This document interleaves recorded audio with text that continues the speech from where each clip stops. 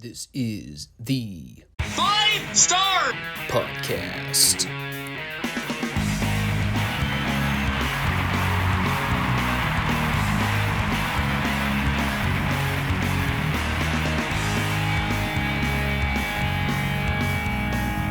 Let me talk to you.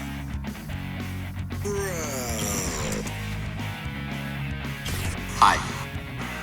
What do you guys want to talk about? This is such good shit.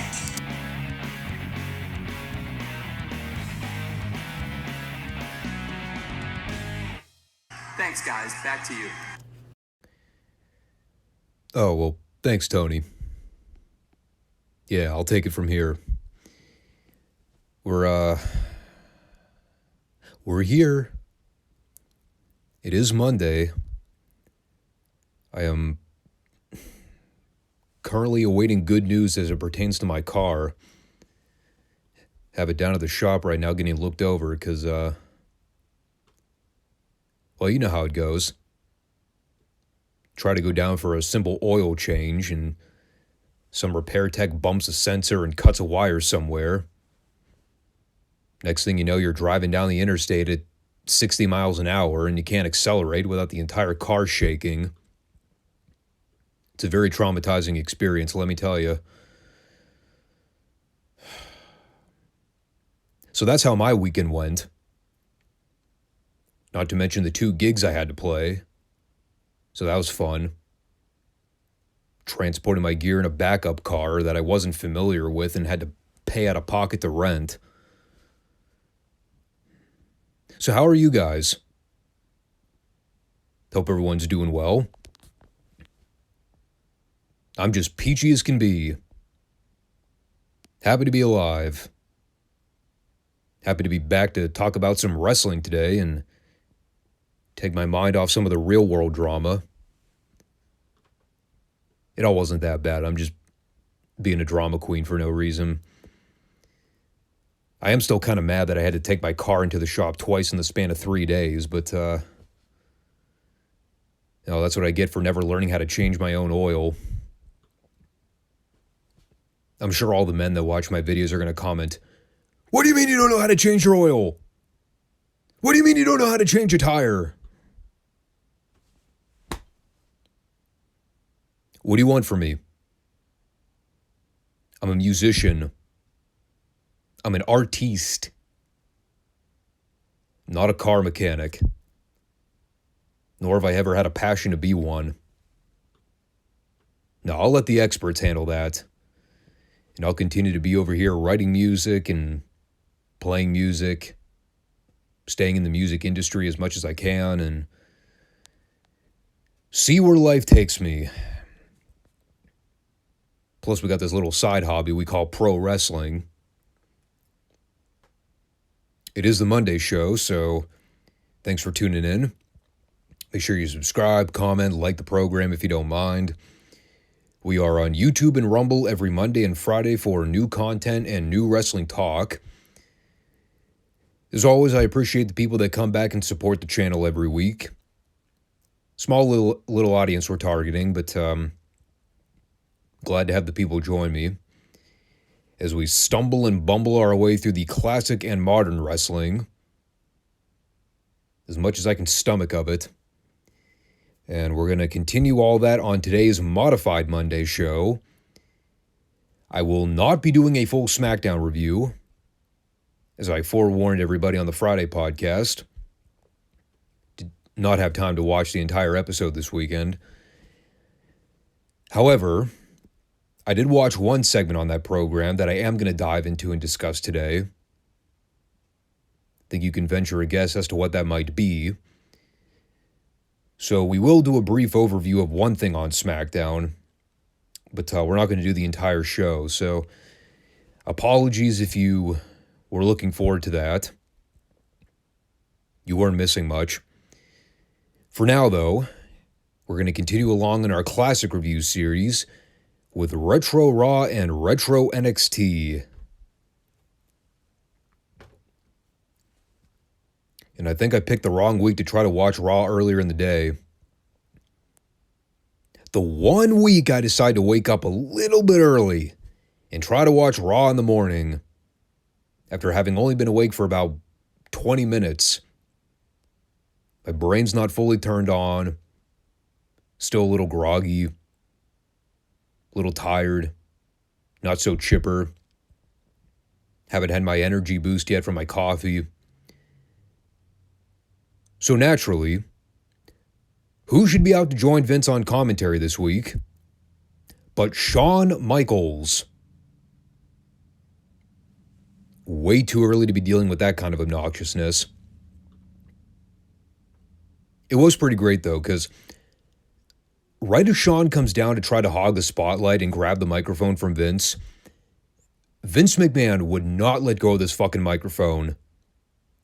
He had this mic clenched in a death grip. Absolutely refused to let Shawn get a hold of this thing. And you know what the best part was? Vince won the strength contest. So let it be known, Shawn Michaels lost a grappling contest to Vince McMahon in 1994 over a microphone.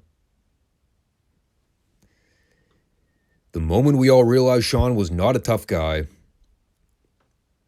Speaking of obnoxious, untough guys that like to hog the spotlight, guess who was in the opening match this week? Jeff Jarrett. He wrestled Davey Boy. And guess who was along for the ride with Double J? Road Dogg. The official TV debut, I believe, of the Roadie. Yeah, he came a long way, didn't he? I mean, right before signing with the WWF, I think he was just finishing up some work in WCW as an underneath guy. I can't remember. Was he still in Smoky Mountain during that time too? Or had he already left the area by that point?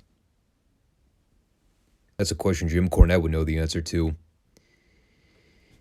Our first viewing of him on WWF programming, at least on Raw, maybe he had shown up on Superstars or something and we didn't see any of it.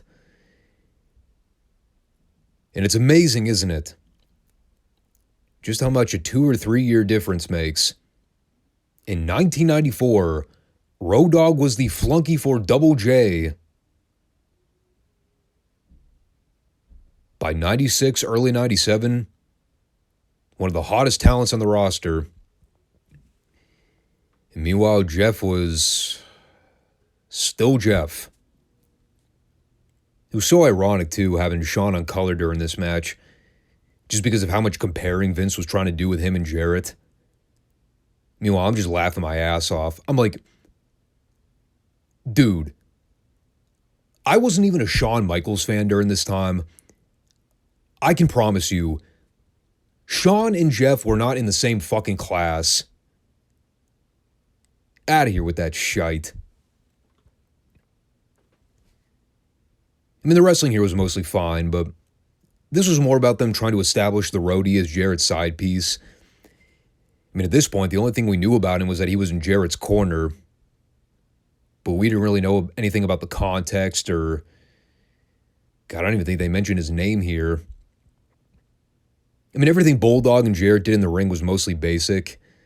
I honestly didn't write a whole lot down about the match. I did like, in the lead up to the finish, Jarrett tries to bail, so Bulldog goes after him up the aisleway. And of course, he's trying to throw Jarrett back in the ring to keep the match going.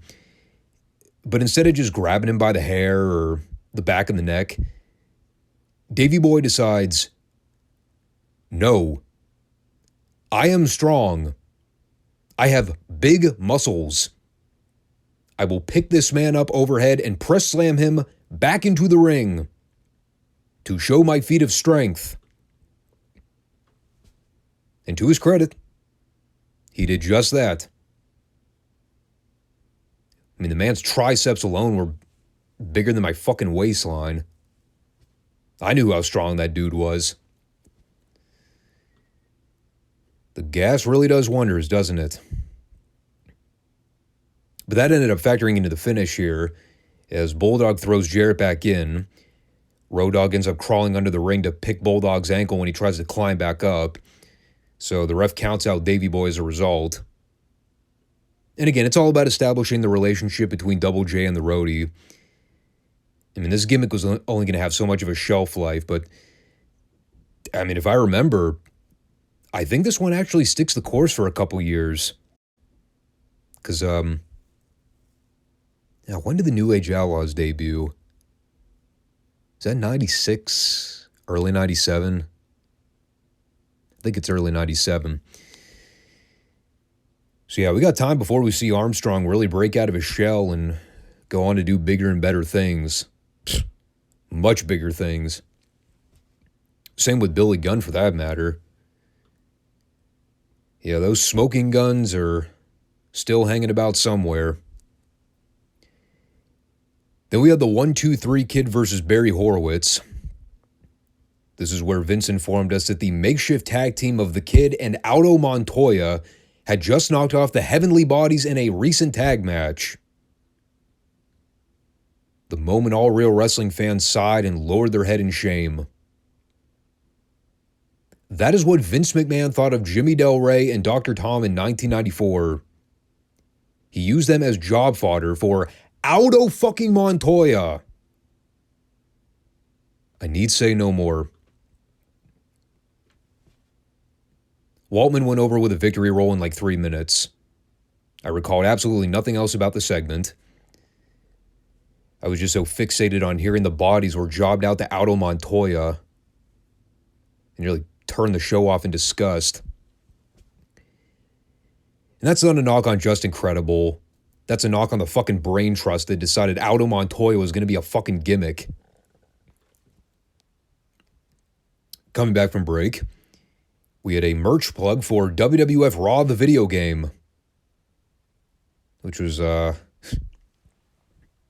quite the eyesore. Disclaimer here. I do not proclaim to be a video game expert.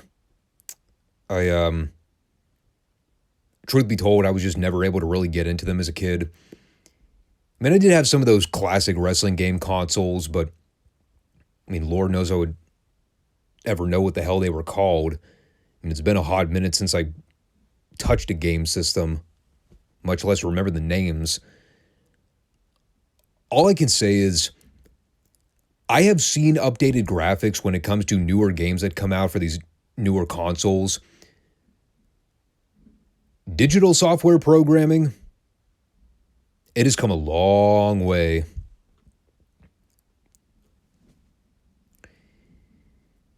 Then we had Quang going over Scott Taylor in a quick squash. My notes read as follows. Harvey Whippleman is still apparently feuding with Howard Finkel in a storyline that nobody remembers because it hasn't been addressed or mentioned since WrestleMania 10. Quang is also still apparently a gimmick that exists. And he went over with a spin wheel kick. Or as Bischoff may call it, back leg round kick. Yeah, I got nothing. This show fucking sucks. What did not suck was Jerry Lawler's witty offensive banter with the fans. I promise you one thing, and I will die on this fucking hill. I don't care how invasive it may or may not be. There are a couple universal truths when it comes to jokes that will never not be funny. Poop jokes, fart jokes, and fat jokes. And hearing Lawler berate all the fat people in the crowd while Sean's at the booth smacking his gum and ratifying the witty humor, that was the best part of the entire show. And the best part is, it's all ad-libbed. There is nothing scripted about this. Lawler's just looking around and letting the audience tell the story. He goes, "Lady, let me ask you something. Do you actually get a good night's kiss from your boyfriend, or does he just shake your paw?" And Sean goes, "Ooh, as if to say she's a dog."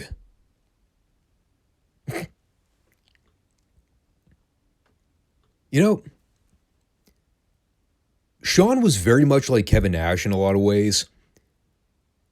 When Shawn was funny, he was very funny. And when he was annoying, God, was he fucking annoying. This was good, funny Shawn Michaels during this segment. I approved. Now, of course, the punchline in all this, Lawler's keeping everybody in suspense about who his special guest is going to be. So he's pumping him up and fawning over everything about him. Turns out, plot twist, it's Shawn. And, again, have to admit, Shawn was very good in this segment. Maybe the bar was just set very low from the onset, but no, I really dug this. And this is all about tearing down Diesel and trying to drum up some heat on Shawn. So he's out there running his mouth and, you know, talking about the big man, saying that he plucked him from obscurity. He was responsible for putting the Intercontinental, the tag title, and the World Wrestling Federation title around Diesel's waist. He was the guy that put the cool in Big Daddy Cool. Without Shawn, Diesel would be nothing more than a big, tall, lumbering goofball. Which, I'm listening to Shawn cut this promo. You hate to admit when the heels are right. In this case, he's not entirely off base. In or out of kayfabe. Of course, the best part in all this, they're showing all the mouth-breathing serpents in the crowd trying to boo Shawn. There's one guy in particular who was wearing a fucking Burger King crown. Poorly groomed, receding hairline, fat. Looked like such a tool. Actually looked like he ought to have been on the registry. I'm like, can we make Diesel fans look any more uncool? Like, we're supposed to be cheering for Diesel to come out and kick Shawn's ass.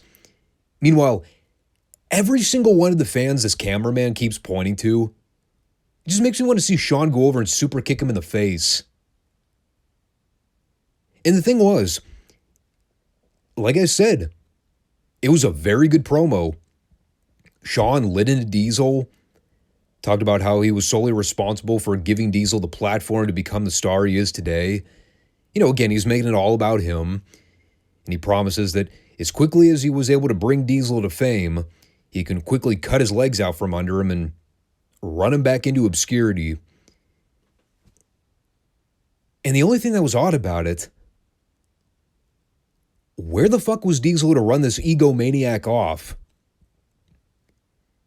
He just let Shawn run his mouth on him for like 5 minutes and had nothing to say.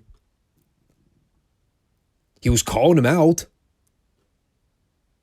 Where was Diesel? He was on last week's show, cutting a promo in the middle of the ring with Vince, as I remember. Like, even if he wasn't part of this week's taping schedule, you just made him look silly here. All the fans were cheering for him. They wanted to see the confrontation. Diesel had plenty of time to run out there while Shawn was flapping his gums for like 15 minutes. But they just left it at the heel promo. Now, with all that said, the slow burn build they're taking to get to Shawn and Diesel in that blow-off match, it's all coming along well. And we're still several months out from their Mania match, so, you can see how much time they're taking with everything. Now, the match, from what I remember, was never anything to write home about. But, it's kind of the story of Kevin Nash's in-ring career, isn't it? Especially as a singles guy. So, what do we have next? Well, we have the main event, which I'm dreading having to talk about. Trying to prolong that conversation as much as I can. They had a Bob Holly Snowball Derby plug, which I nearly had a conniption over. I mean, the running gag on last week's program was, how many times could Vince be able to utter the words snowball and or derby in one segment? I think I stopped counting after like 50. By the way, why was it called the Snowball Derby when there was nary a snowball to be had? Your guess is as good as mine. Oh, we also had a short vignette air for the next evident WWF gimmick flop of the mid-90s. Y'all ready for this one? Hakushi. And I think Sean summed it up perfectly. As Vince mentions the name Hakushi for the first time. Hakushi's come to the WWF, pal. And Sean, deadpan, just looks at him and goes, God bless you.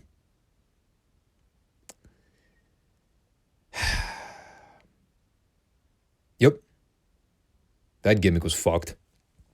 Sean completely burying it before we ever saw it debut.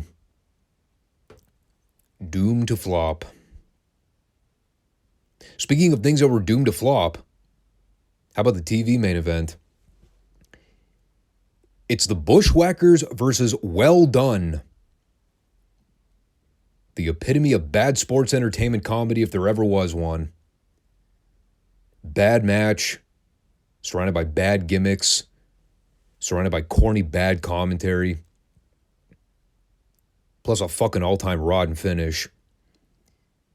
All being used as story advancement to further along the Harvey Fink drama that has now miraculously resurfaced. For Christ knows what reason. Keep in mind, I'm watching this at 8:30 in the morning. Again, not my brightest decision. The match is beyond hideous. In addition to Harvey running interference right in front of the referee the entire time, God, the Bushwhackers look like shit here. The comeback sequence for this was so bad, I had to check my video feed to make sure I wasn't accidentally watching it at half speed. You know,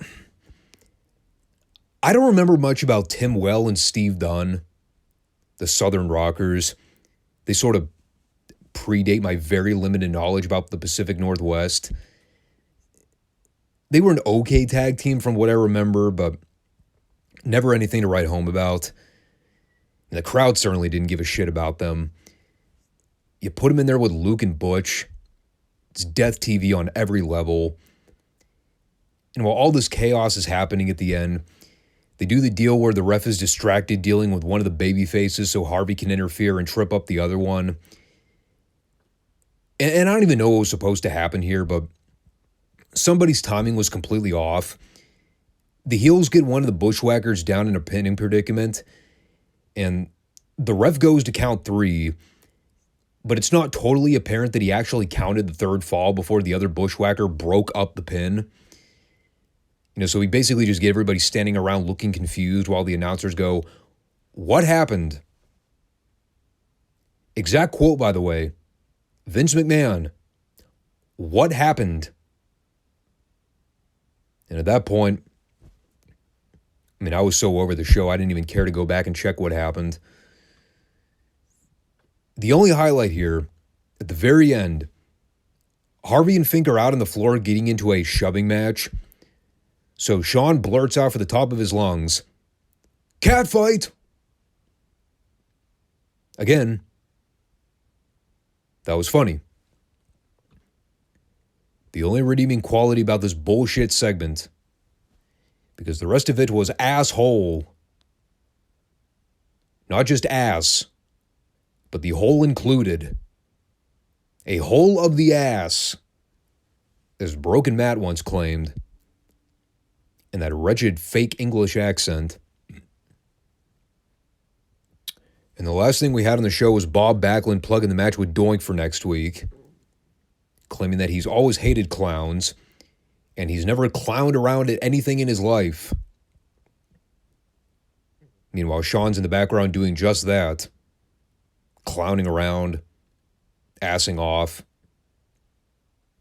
So in other words, just being Sean. And, well, once it was over, the reality eventually set in. I have to watch and review that match next week. Maybe Backlund can make miracles happen. Lawler couldn't do it at Survivor Series. But maybe Backlund can live up to his moniker of claiming to be God. Because y'all remember he did that at the pay-per-view, right? He said he felt like God. Oh, Backlund? Now's your chance, pal. Make those fucking godlike mystical powers work. Pull a good match at a doink. For the sake of all our sanity. Telling you, man, these shows are getting harder and harder to sit through every week. Seriously, after 45 minutes, I'm completely gassed. And the energy is just drained from me from the top of the card all the way down. And like, what do you even say about a show like this? I mean, there wasn't even a Raw worth harping on. I spent 20 minutes burying it. Harvey Whippleman versus The Fink. That's the big news headline to come out of this episode is story advancement. Imagine nobody in their right mind wanted to see anyway, including the most loyal diehard WWF fans at the time. I can count on one hand the amount of good Howard Finkel matches I've ever seen in my entire life. Spoiler alert, there are none. The list comprises solely of my fist. And this is stuff they're pushing as main story content. Factor in the Diesel Shawn stuff too, which, I mean, technically it's still in the preliminary stages of the build. You're just kicking that can further down the road. Every week with this show. And the crowds are getting smaller and smaller with each passing month. I've noticed it. I see those arena lights dimming and dimming and dimming. And it only gets progressively worse over the next couple years. So that brings us to NXT. Last week they were really trying to push the top feuds along and freshen up the title picture a little bit. That pretty solid main event with Bo Dallas and Adrian Neville for the title. Solid, though unspectacular. This week it was more about focusing on the undercard stuff and pushing some of the lesser meaningful stories. So I guess you could call this one a buffer episode. Wasn't a complete waste of time, but didn't really move the needle forward in any meaningful way. Kicking things off from the beginning, we had this Hunico Camacho versus Ascension title match. And this was previously set up in that non-title bout a couple weeks back where they actually had Hunico score an upset win over one of the Ascension members. One of the more baffling booking calls from what I remember. Seeing as how much they went out of their way to protect the Ascension during this time. So, well, coming as no shocker here, in the prototypical 50-50 booking decision, the Ascension just got their win back this week. Now, it wasn't like a total squash or anything, but, I mean, nobody in the crowd bought that Hunico and Camacho stood a chance of winning the belts here. But they at least gave them a little bit of offense in the early going, so, I mean, they weren't totally chemically castrated. You know, the Ascension ended up going over with the Fall of Man after they knocked Hunico out to the floor and took out Camacho. Hunico was selling the knee, which, you know, they said had been surgically repaired after, what did they say? He had an ACL tear or something? Which sucks. I mean, I assume he was just selling when he got knocked out to the floor. I don't know. I mean, runtime for the match was 9 minutes, omitting commercials. They probably could have shaved off 3 or 4 and it would have been fine. I don't really think I needed to see Connor and or Victor laying on the mat with Hunico in a chin lock for 4 straight minutes. But maybe that's the boomer in me talking. Even though I'm not a boomer. And then after that, we came back for Rusev versus Cassius Ohno. Rusev is now officially growing his hair out. He is rocking the slicked back look. And he pretty much went in there and obliterated Cassius in like 2 minutes. Now, I believe at the time of this taping, Cassius had already been released from his contract with the company. So this may have been his last appearance in WWE until he came back a couple years later. About 80 pounds heavier. But he ended up going over here with the accolade. And even as I'm looking ahead here, you know, it's not too long before we see Rusev debut on the main roster, right? When was that? Was that the 2014 Royal Rumble? I don't remember if that was his official call-up or if that was like a trial period for him before he went back down to NXT for a couple months. But I'm almost like 100% positive by this point next year, Rusev's a full-time main roster guy. And then before you know it, they're jobbing him out to Super Cena. Just like God intended. Maybe not Rusev's God. Now, there's one thing we know about our AEW history. The most long-winded feud in company existence. Rusev versus God. Or I guess Miro, technically speaking. Yeah, that's Tony Khan's vision of long-term booking. How long can we prolong Miro versus God until we actually do a blow-off? Problem is you can't do a blow-off because he doesn't exist. Well, actually, now that I think about it, didn't Vince have a match with God on pay-per-view? So maybe I shouldn't throw stones at Tony, because even he hasn't been dumb enough yet to overstep that boundary. Lord knows he would try it, though. So then coming back from break, with the announcers pitching to a replay of the Byron Saxton confrontation last week. And, I mean, this was basically done so Regal could tell Cesaro that if he has an issue with him, he doesn't need to take his aggression out on Byron. Pretty stern delivery here.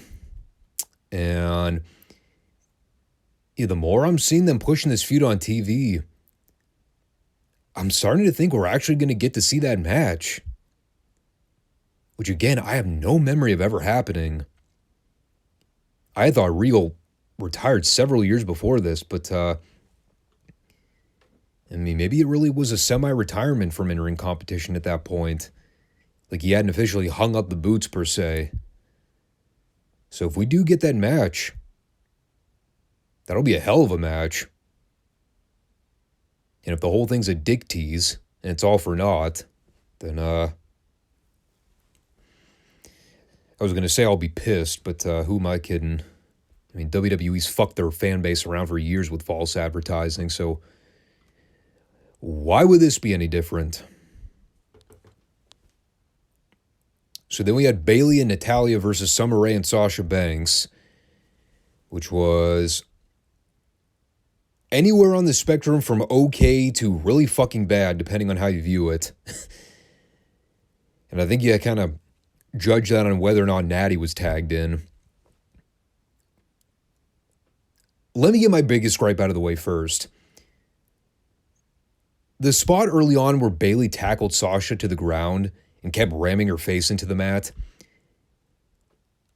I see this all the time in wrestling now, and it flummoxes me that nobody has ever been called out for it.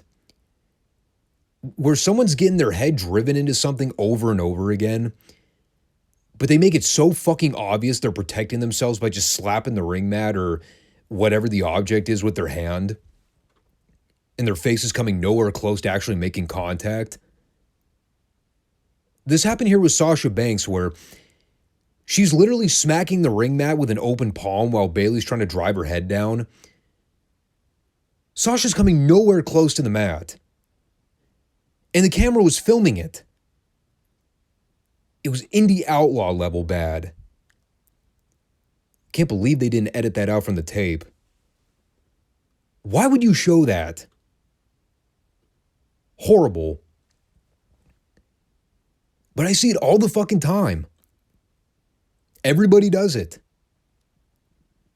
And it angers me every time I see it. If you're going to drive somebody face first into something, can you make it a little less obvious that you're just throwing your hands up to slap the gimmick? Or the turnbuckle pad or the ring mat? Whatever it is. Can you make it look somewhat real? Somewhat convincing? I did enjoy Natty spanking Summer Rae on the ass at one point, and then smiling about it.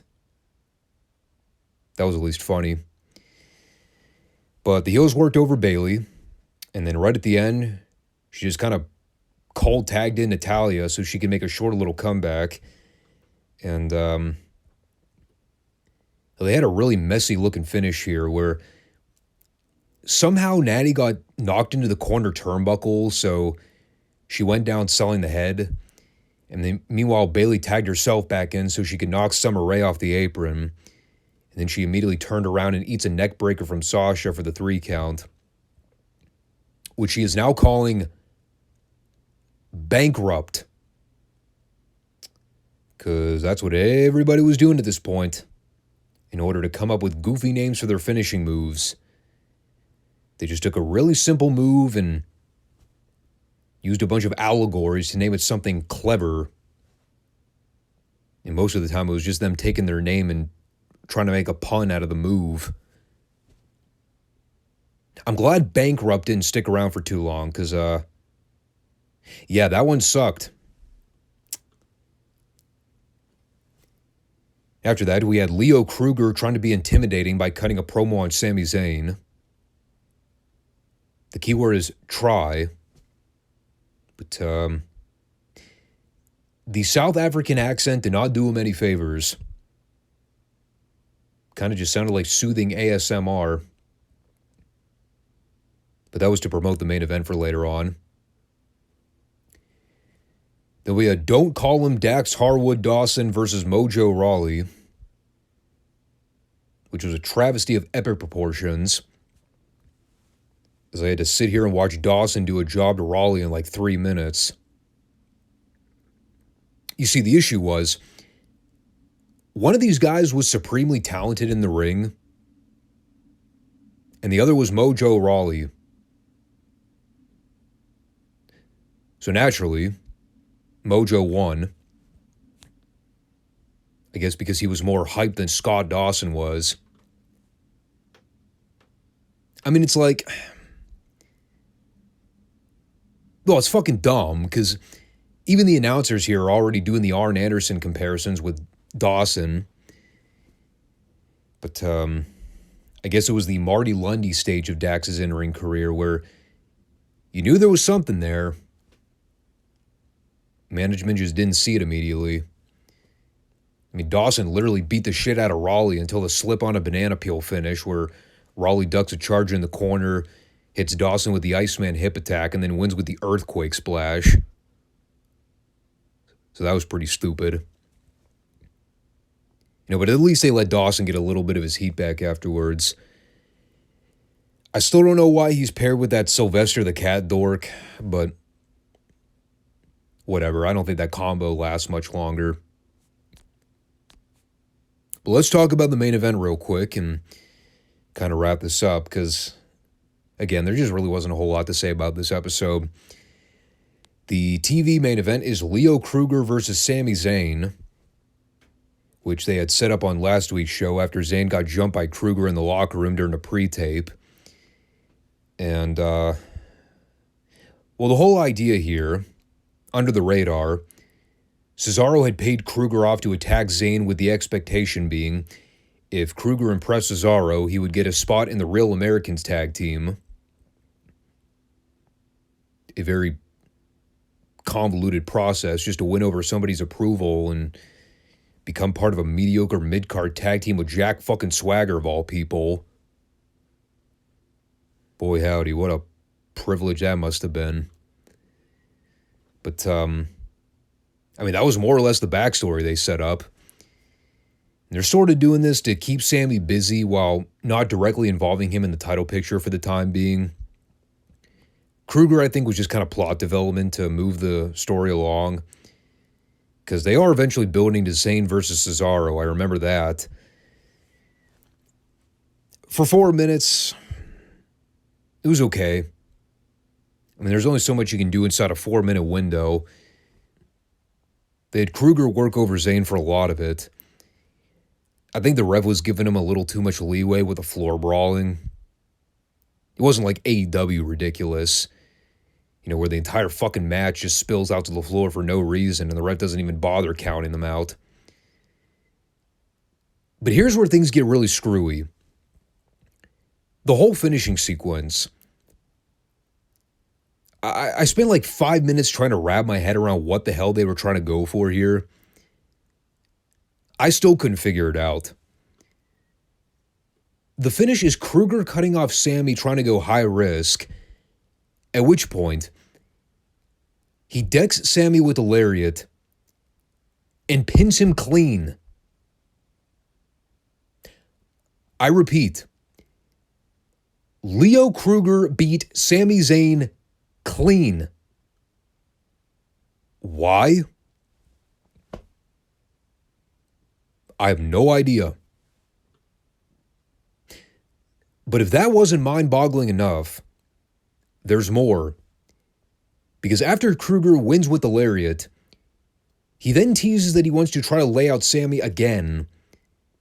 This time, Sammy scouts it.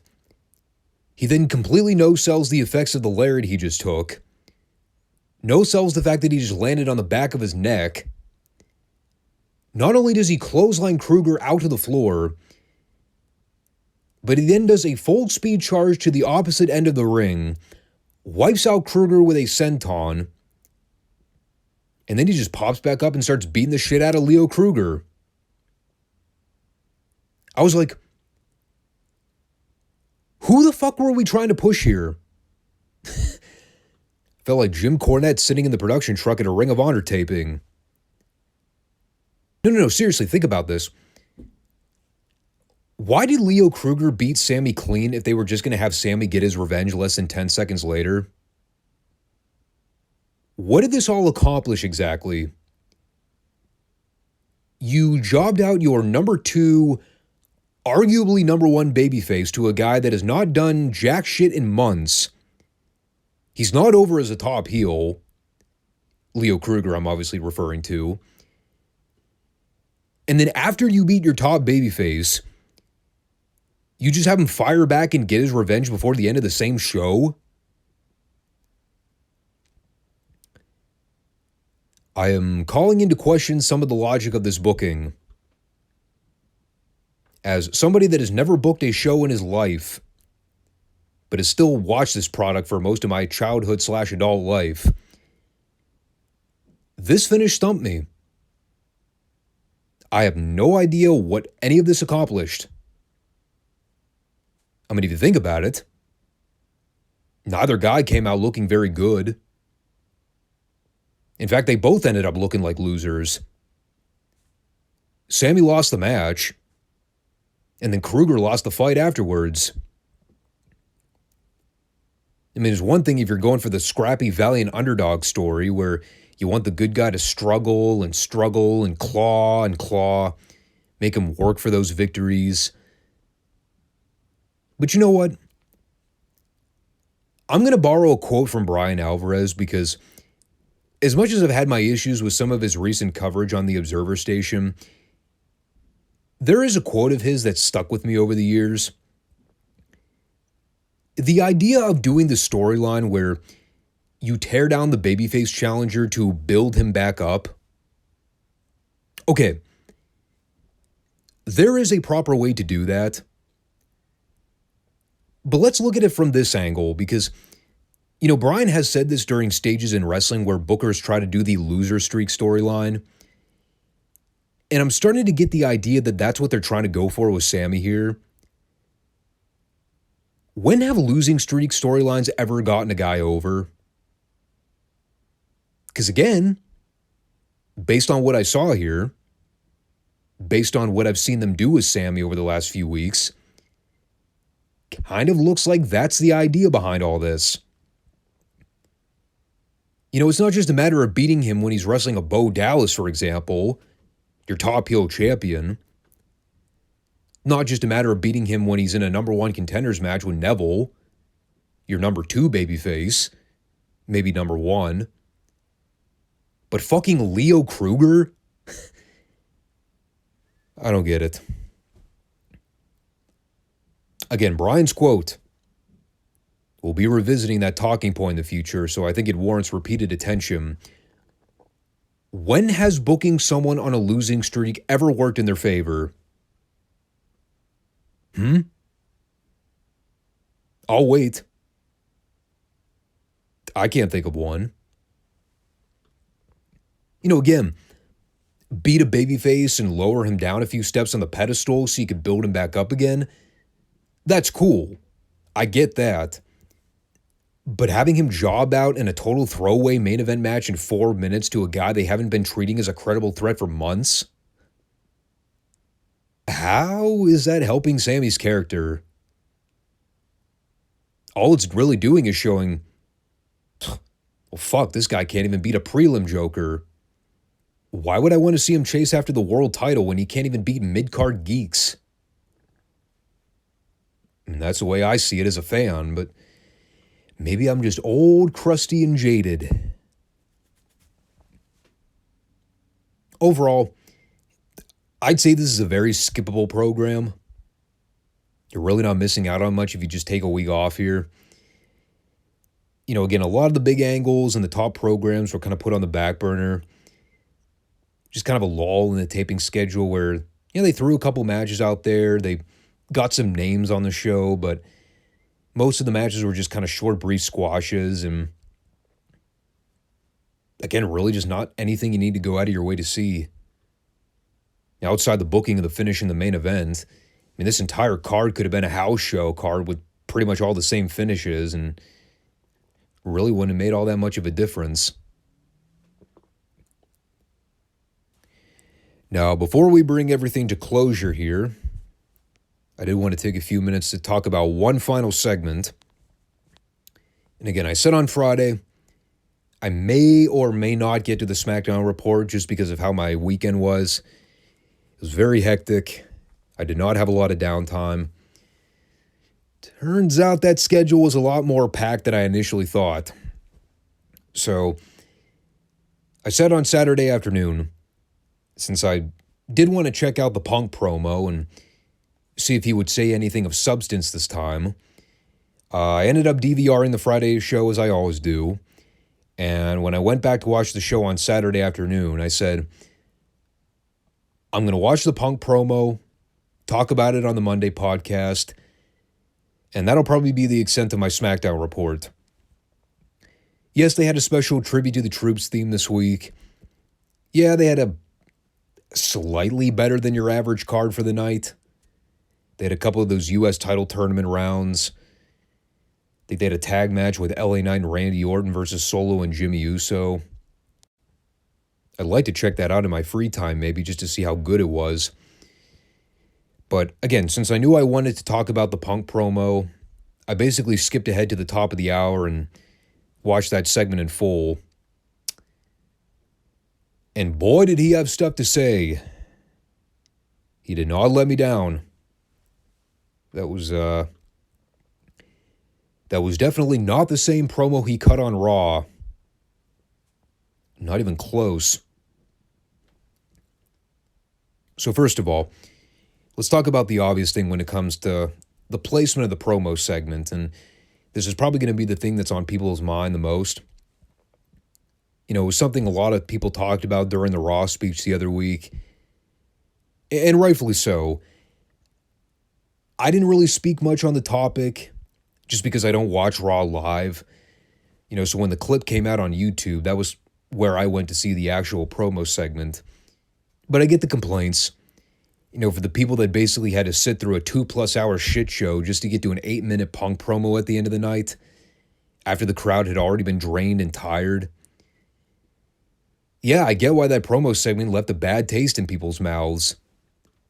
8 minutes to cut a return promo, and that was it? You were away for the company for 10 years, and that's all you had to say? Nah, you weren't going to be able to make that work no matter what kind of talent you are, or how great a talker you were. There's just not enough time to cover everything that needs to be covered. So here they attempted to course correct a little bit, although I still think they did him a disservice by not allowing him to start the show again. Instead they waited till the top of the hour segment. And whereas instead of giving him 8 minutes to talk, this time they gave him 12. With that said, and even Punk kind of joked about it when he came out here, he said, y'all can cheer for however long you want, because they ain't cut my time now. Which I think is the story of what happened on Monday, right? They were pressed for time because some other segment on the show ran long, so they had to condense Punk's promo time. And he was probably miffed about that. So when he comes out and drops that line about him getting his promo time cut, already it sounded like a real, genuine CM Punk promo. Of course, the fans are on their feet as soon as they cue up the cult of personality. Punk is now by default the number one babyface in the company, and that's not a knock on Cody, but at this point, I'm just calling a spade a spade. Listen to the reaction, dude. And the whole premise of the Punk promo early on was, I've been to Raw. I'm now on SmackDown. I'm negotiating with the general managers to figure out which brand I want to sign with. Of course, he's milking the fans' reactions here by asking where he should sign. Since he's on the blue brand, even the mere mention of Raw was enough to send people into a feat of rage.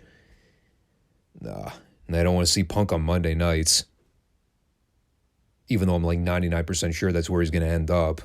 They've already teased the program with him and Rollins. That's bound to happen, so what can you do? But while he's juggling around the conversation, he name drops a bunch of people here offhand.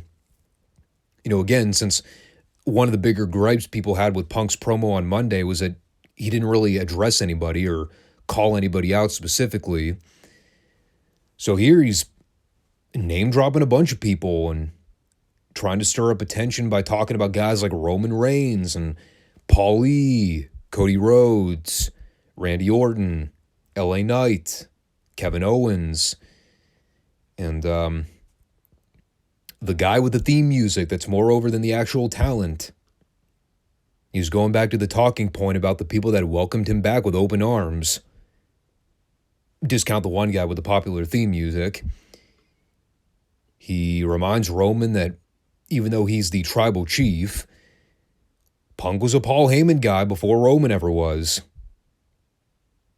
Which is pretty artful foreshadowing. And of course, there's the one line here that people are going to be stewing over for months, especially the diehard Punk haters. His comment about not feeling comfortable teaming with guys that just randomly punch people in the face for no reason. What kind of guy does that? It's 2023, folks. You can't just be doing stuff like that. Which I don't doubt for a second. That's the exact fucking line Punk got from Tony Khan and the attorneys that were serving that bullshit discipline committee case. So I'm glad he threw that one out there. Just to let us rational-minded people know just how much of a toxic waste dump it is over in the land of misfit toys. Now, of course, the thing that people are going to get hung up on is the fact that the line fell flat because nobody really reacted to it. Which I think is very telling in a lot of ways. And I don't think that's something people should gloss over. It is important to note the fact that it didn't really get much of a reaction from the crowd. And what does that tell you?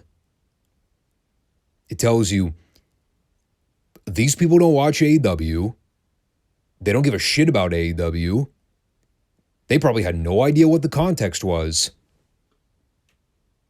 For all intents and purposes, I guarantee you that for most of these WWE fans that don't know about Punk's 12-month journey through AEW, they probably had no idea he ever came back to wrestling in the fall of 2021. They just assumed Punk left WWE 10 years ago. He went away, and then he came back at Survivor Series fresh as a daisy. And all that stuff in between never happened. Now, of course, we know that's not the case, but from a casual WWE fan's perspective, that's how they see it. And that, above all else, was the most potent thing about this entire promo segment. Punk made a joke about punching people in the locker room, a story that is now synonymous amongst hardcore internet fans worldwide. Some that happened, over a year ago? Mind you, a situation that was never captured on camera. And it still rubs certain people the wrong way when they hear about it. Punk mentions it here as a little side joke. Zero reaction. None. Not even a cackle amongst a few hardcores in the crowd. Because again, WWE fans, they don't care. They don't care about AEW or the backstage drama. They watch WWE and they see the product for what it is. Despite all its flaws, it's always been and will always be the number one wrestling company. No matter how much AEW diehards want to try to deny it or to spin it. It's the God's honest truth, people. And this line right here proved the point. You know, and again, he made a few more jokes about Rollins. He said he won't put stock in a guy that's not even the man of his own household. And for Punk, while everyone in WWE is talking about their journey and trying to finish their story, Punk has a story of his own to finish. A 10-year story that he wants to fulfill. He wants to main event WrestleMania. And it's mic drop, boom goes the dynamite. There's your story payoff. Now we know Punk's agenda. Now we know the mission statement. Now we finally got to hear from the real CM Punk, which is what we all wanted from night one. And again, was it handled or formatted the way I would have done it? Not exactly. I still think they should have started the show with the Punk promo. Coming in hot. Pop the crowd immediately. You know, but at least they didn't save it for the final segment after they already killed the crowd. So there was still a little bit of energy left in the building at that point. Was it the best crowd for him to cut this exact promo in front of? I don't really know. I don't think it worked in Providence, Rhode Island the same way it would have worked in, say, a Chicago or a Tampa or a Philly, a Toronto even. You know, some bigger city with a more passionate, hostile fan base. Yeah, I think some of those one-liners would have hit home better if they were maybe in front of a smarter audience. Likewise, the fan reaction probably would have been a little different. You probably would still have those split 50-50 reactions. But in hindsight, when I look back at this promo, I don't think that's what it was designed to do. Yeah, you had some snide Punk remarks, and you expect that out of the guy. It's the charm of what makes him unique. The fact that he's unfiltered. The fact that you never know what he's going to say when he has a live mic. But at the same time, no, this shouldn't have been an AEW roast segment, and I'm glad it didn't turn out that way. I don't think they need to have Punk shoot on Tony Khan or prolong any of the heated drama or the relationship issues he may or may not have behind the scenes with people that work there. It's all water under the bridge at this point. When you look at it from a business standpoint, they're doing the right thing. They're moving on. They're bringing Punk back and having him focus on his WWE mission. And they're keeping all the insider stuff to a limit. And moreover, they're giving Punk the platform to go out on his own terms and finish his career where he should. And not in some rinky-dink glorified indie fed with a bigger budget. Sorry. The cold, hard truth hurts. And that's where we are. A guy like Punk, he needs to end his wrestling journey in the place where his career was mainly defined. And that might rub a guy like Punk the wrong way. For some of the more old school Ring of Honor fans, they might not like me saying that. I know Punk was an established name on the indie circuit before he ever signed with the WWE. But realistically speaking, when did Punk's popularity skyrocket? It was under the WWE banner. Where did Punk become a big-time main event player and a mainstream attraction? It was right here in the WWE. So while yes, Ring of Honor helped to establish the brand of Punk, WWE was the place where Punk came into his own and took off as more than just a pro wrestler. So now the story follow-up is hearing where he ends up signing. Again, Raw kind of seems like the obvious end game. I mean, if he's going to sign a contract on Monday night, duh. Unless he swerves the people and says, actually, I think I'm going to sign with SmackDown, brother. Because I want the real world title. I want the one Roman has. I don't want Seth's shitty third-rate belt that nobody cares about. I mean, we know for sure he's not going to NXT. God, the fuck is he going to do down there? Work a program with Buster McJagoff? Who the hell wants to see Punk finger fuck around with a bunch of green indie guys that probably won't even be in the business in the next 15 years? No, we want to see main event CM Punk, damn it. We want to see WrestleMania main event CM Punk. Well, at least some of us do. I cannot speak for all wrestling fans out there, but I like the approach they're taking right now. So hopefully that suffices our SmackDown recap for the week. Again, I can't judge the rest of the show right now because I have not watched the entire thing yet. I mean, at this point, I probably won't even bother. I mean, we're already a few days out from the next episode anyway. And I think that Punk promo was what everybody mainly had their focus on. So I would just safely assume that beyond the Punk dialogue, it was a pretty missable program. As most SmackDowns are, which is really nothing new. But yeah, that'll wrap up things for this week. Thanks everybody for checking out the FSWR podcast. We will be back on Friday for a regular scheduled Friday show. And next weekend is going to be pretty similar to this one, to be honest with you. I have some more playing I'll be doing, so I might have a little bit more free time, so I might be able to fit the whole SmackDown review in next week, but we're going to be pushing it. So I'll play that one by ear too. But thanks everybody for tuning in, and catch you guys soon. Peace out.